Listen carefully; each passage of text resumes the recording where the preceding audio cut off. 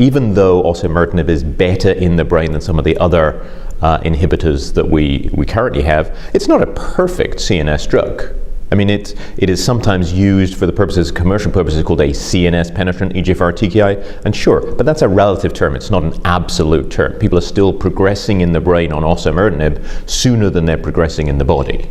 So I think opening up that avenue, is it just a dose of osimertinib, or are there going to be better drugs at getting into the brain of controlling EGFR mutant disease, is what the future will hold.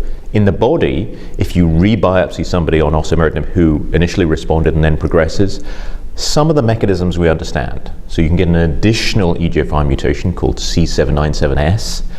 There was a little bit of excitement. Could you add in alatinib or gefitinib? That works in a petri dish. It doesn't actually work in a person. People are doing clinical studies adding in antibodies such as necitumumab or cetuximab. That's going to bring in toxicity. Maybe it will control the disease for a short period of time. I think people are really hoping to get something that will work in C797S, a specific drug developed for that. We don't have it yet.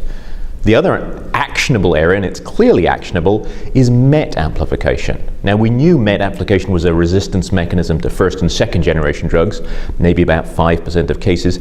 That could be as much as 20 to 30% of cases on osimertinib, because you've suppressed T790M as a mechanism of resistance, so MET is still on the list of usual suspects. It just becomes more prominent here.